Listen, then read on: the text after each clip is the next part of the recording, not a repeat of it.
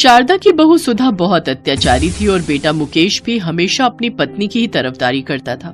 इसी वजह से शारदा ने एक दिन घर छोड़ने का फैसला किया। माँ, तुम्हारी वजह से इस घर में रोजाना कलेश होते हैं। तुम यहाँ से चली क्यों नहीं जाती हो? हम पति पत्नी को सुख की जिंदगी जीने दो। माँ, तुमने अपनी जिंदगी को जी लिया, अब हमारी जिंदगी खराब मत करो। मुकेश बेटा, तू सच्चाई को बिना जाने सारी गलती मेरी बता रहा है। मुझे तो लगता है तुम दोनों यही चाहते हो कि मैं इस घर में न रहूं। सारा दिन मैं काम करती हूँ, कुछ नहीं बोलती, सोचती हूँ जो जिंदगी के दिन बचे हैं वो सुख से कट जाए, पर नहीं, बहू ये चाहती ही नहीं है। इसीलिए बेटा तेरे सामने जानबूझकर ये लड़ाई करती है। सुनो जी, अब इस घर में या तो तुम्हारी माँ रहेगी या मैं। तुम फैसला कर लो तुम्हें किसके साथ रहना है, नहीं तो मैं बच्चों को लेकर चली जाऊंगी। नहीं बहू, तुम क्यों कहीं जाओगी? मैं ही ये घर छोड़कर जा रही हूँ। मैं अब इस घर में नहीं रहूंगी।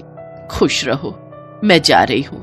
अब मेरी वजह से तुम्हें कोई परेशानी नहीं होगी। शारदा के बेटे ने एक बार भी उसे रोकने की कोशिश नहीं की। उसे उस समय अपनी पत्नी जरूरी थी, मां नहीं। शारदा बहुत कष्ट सह चुकी थी, बहुत दुखी हो चुकी थी, इसलिए उसने दिल पर पत्थर रखकर वो फैसला लिया जो वो कभी नहीं लेना चाहती थी।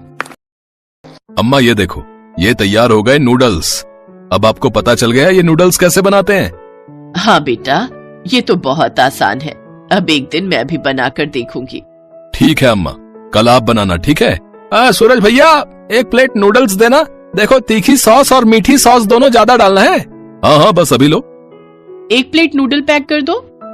बेटा तुम उनको दो, मैं इन्हें पैक कर देती हूँ। सूरज बेटा, एक बात बोलूं? हाँ हाँ अम्मा बोलो। मैं तो घर से बहुत निराश होकर निकली थी।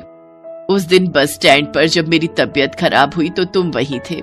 तुमने मेरी इतनी मदद की, मुझे पानी पिलाया, यहाँ ढाबे पर लेकर आए। तुम बिल्कुल मेरे बेटे मुकेश हो। अम्मा, मेरा भी इस दुनिया में कोई नहीं। तुम्हारे आने से माँ की कमी पूरी हो गई। बस दोनों माँ बेटा मिलकर इस नूडल्स ढाबे को चलाएंगे। यहाँ इस ढाबे पर अब सारी चिंता छोड़ दो अम्मा, और आराम से अपने बेटे के साथ रहो। शारदा की आंखों में आंसू आ जाते हैं। सूरज बहुत ही नेक दिल लड़का था, उसका भी इस दुनिया में कोई नहीं था। सूरज पिछले कई सालों से नूडल्स का ढाबा चला रहा है। अब उसने शारदा को भी नूडल्स बनाने सिखा दिए। सूरज को शारदा का बहुत सहारा है।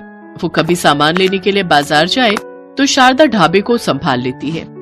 ढाबे पर और भी लड़के काम करते हैं तो वो भी शारदा को अम्मा कहकर ही बुलाते हैं। शारदा को उस गांव में रहते हुए 1 महीना बीत चुका था। अचानक एक दिन सूरज की तबीयत बहुत खराब हो गई। वो उठ भी नहीं पा रहा था।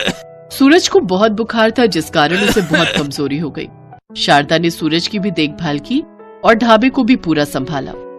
सूरज बेटा, ये लो, दवाई खा लो और ढाबे की बिल्कुल भी चिंता मत करो, मैं सब संभाल लूंगी। तुम बस आराम करो बेटा, ताकि जल्दी ठीक हो सको। अम्मा, माँ क्या होती है ये मुझे आज पता चल रहा है। माँ की जगह संसार में कोई नहीं ले सकता। मैंने अपने माता पिता को कभी नहीं देखा। जब पैदा हुआ तो अपने आप को सड़क पर पाया और जिंदगी की ठोकरों में बड़ा हो गया। फिर मेहनत करके ये ढाबा खोला। बहुत तरसता था कि अपनों का प्यार मिले। आज तुम्हारे रूप में मुझे माँ मिल गई अम्मा, मुझे अपनों का प्यार मिल गया अम्मा। सूरज की बातें सुनकर शारदा की भी आंखें आंसुओं से भर आती हैं। एक तरफ उसके अपने सगे बेटे ने उसकी परवाह नहीं की और एक तरफ सूरज जिसे माँ की कदर है, पर उसकी अपनी माँ नहीं। शारदा और सूरज का दिल का रिश्ता जुड़ता है। सूरज को माँ मिल जाती है और शारदा को बेटा।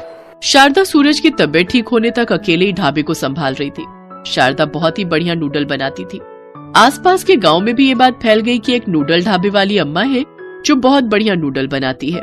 ये बात सुधा के कानों तक भी पहुंची कि उनके गांव से दूर एक गांव में नूडल्स का ढाबा है। तो सुधा ने मुकेश से वहां जाने की जिद की। सुनो, बच्चे भी बहुत जिद कर रहे हैं। सुना है नूडल्स ढाबे पर बहुत ही स्वादिष्ट नूडल्स मिलते हैं। आज तुम्हारी दुकान की छुट्टी है ना, चलो ना हम उस गांव में चलते हैं, थोड़ा घूमना भी हो जाएगा। कितने दिनों से हम कहीं घूमने नहीं गए, बच्चों के स्कूल की भी छुट्टी है। हाँ पापा, मेरे सारे दोस्त उस ढाबे पर नूडल्स खाकर आए हैं, हमें भी जाना है। ठीक है, आज ही चलते हैं। अब खुश? मुकेश सुधा और बच्चों को लेकर नूडल्स ढाबे पर पहुंचता है। सूरज की तबीयत अब ठीक हो चुकी थी। उस समय ढाबे पर वही था। अरे भैया, तुम्हारे ढाबे के नूडल्स के बारे में सुना कि यहाँ कोई अम्मा जी हैं जो बहुत स्वादिष्ट नूडल बनाती हैं। आज इसी वजह से हम दूर गांव से आए, जरा हमारे लिए बढ़िया से नूडल्स लगा दो। अम्मा जी, आपके हाथों के नूडल्स की फरमाइश आई है, अब तो आपके नूडल्स दूर दूर प्रसिद्ध हो रहे हैं। अरे बेटा, मैंने तो तुमसे ही नूडल्स बनाना सीखा है। तुम तो मेरी ऐसे ही तारीफ करते रहते हो। ढाबे के अंदर से अपनी माँ शारदा को आते हुए देखकर मुकेश और सुधा हैरान रह जाते हैं। ये हैं अम्मा जी, जिनके हाथों के नूडल्स की तारीफ आपके कानों तक पहुंची है। माँ, तुम और यहाँ नूडल्स ढाबे पर? मुकेश अपनी माँ के पैर छूता है। शारदा की आंखों में आंसू आने ही वाले थे कि वो तभी अपने आंसुओं को रोक लेती है। सूरज भी अब तक सच्चाई जान चुका था। शारदा ना चाहते हुए भी थोड़े कठोर स्वर में बात करती है। जिस दिन मैंने घर छोड़ दिया था, उस दिन मेरा और तुम्हारा रिश्ता वहीं खत्म हो गया था। अब मैं सिर्फ अपने बेटे सूरज की माँ हूँ। सूरज बेटा, इन्हें बोलो इंतजार करेंगे। नूडल्स बनाने में मुझे थोड़ा समय लगेगा। मम्मी, ये तो दादी है। दादी नूडल्स बनाती है। मम्मी, दादी, आप यहाँ नूडल्स बनाते हो? हाँ मेरे बच्चों, अब तुम लोग बैठो, मैं तुम्हारे लिए बढ़िया से नूडल तैयार करती हूँ। अम्मा, मुझे पता है इस समय तुम पर क्या बीत रही है। आप कहो तो मैं बना दूं? नहीं बेटा, मुझ में अब इतनी हिम्मत आ गई है कि मैं अपना दिल पक्का रख सकती हूँ। और फिर मेरा बेटा मेरे साथ खड़ा है, जो मुझे हमेशा दुखों से लड़ने की हिम्मत देगा। चलो, अब मैं नूडल तैयार करती हूँ। सूरज शारदा को देखकर मुस्कुरा देता है। मुकेश और सुधा नूडल्स खाते हैं और चुपचाप वहाँ से चले जाते हैं। कुछ दिनों बाद शारदा ने सूरज की शादी कर दी। नई बहू आशा सुधा से बिल्कुल अलग थी। वो शारदा की बहुत इज्जत करती थी। शारदा को सूरज और आशा के रूप में बेटा बहू मिल गए। शारदा ने सूरज के साथ मिलकर नूडल्स के और भी ढाबे खोले। सूरज अपनी कामयाबी का सारा श्रेय शारदा को ही देता था, क्योंकि वो जानता था कि शारदा के उसकी जिंदगी में आने के बाद उसकी जिंदगी बदल गई। जो उसने सुना था कि एक माँ के आशीर्वाद में बहुत ताकत होती है, ये आज उसने देख लिया था।